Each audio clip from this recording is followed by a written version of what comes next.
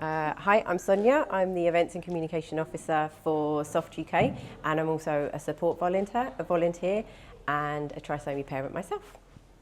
And I organise the events and help create the professional networks for Soft UK. So what would you say goes into these events? Because all the families come and they have an amazing time, but what actually goes into it? Because it's not just, it's a lot of work that goes into it. Yeah, so I think with the main England Family Day, it's probably the most recognised and most visited event that we do, because it's more established as the one that everybody comes in together for.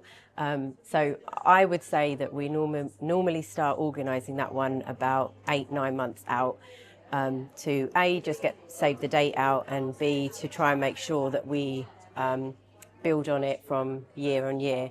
I think the main premise of having these family days is to get the community together, to speak to one another face to face, to familiarise themselves with Soft UK, because most of the team, the trustees, it's the only time we all get together ourselves. So it's a great way of getting everybody in one room to share their stories, to share their journeys with one another, and to our chance to get any professionals in for them to speak to, and have a safe space for them to just speak about anything that they want to. And it's for everyone. We always encourage families to bring the siblings, grandparents, anyone that's been a brilliant support for them.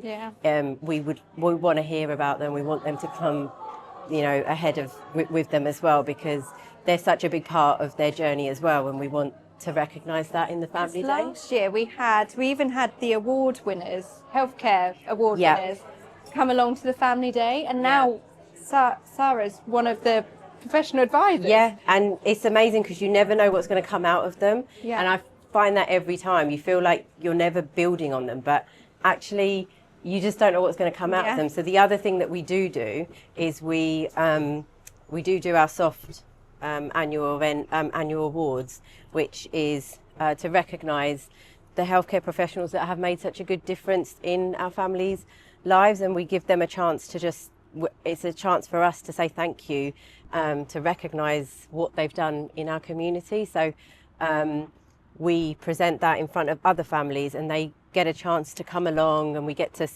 meet them face to face. And yeah, like you said, you never know what comes out of it, because they get more involved with the charity, and there's other things that can come out of it that you just never know unless you meet them on the day. And if there was a first time family that was trying to come along, build courage to come along to our events, but it's quite nerve-wracking coming to these events, what would you say to them to kind of encourage them to come along?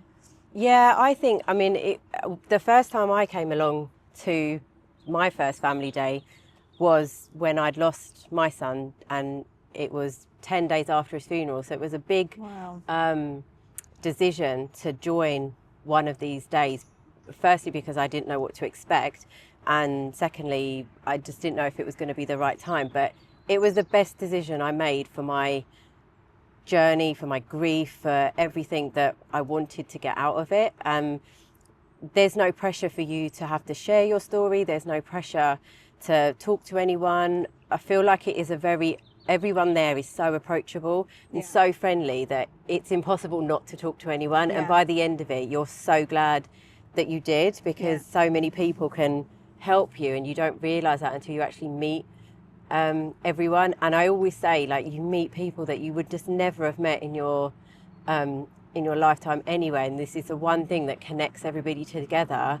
And you realise that when you come to one of these days, and it's just so relaxed, and we want to keep that sort of vibe going for families to be able to come along and speak to whoever they want or not, and just enjoy the day for what it is, which is just to keep everyone talking about it and raising awareness for themselves, whatever that looks like.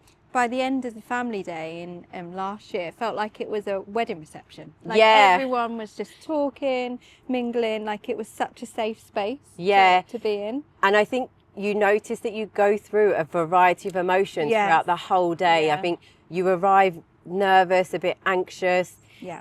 Then you sort of get yourself into the flow of it, and you're excited and you're happy, and then you can be sad, and you know, and it becomes a roller coaster of emotions, which again, it's just such a nice process to be able to do, and you don't realize you need it until you've actually been along. And then like you said, we had a dinner to keep people like sort of on and talking, and we had entertainment for the kids, and you know, again, it's things that we can build on year, knowing that they do well at these days. And it only works if people come together for it, and you know, and come along to it, which we always do year on year. And it's great because we have different families coming year on year, and so you know, not just the usual families that do come along, we can unite new families as well into the community. And the siblings as well, like my boys, you know, although they don't necessarily talk about it, but they're also part of a community where they know that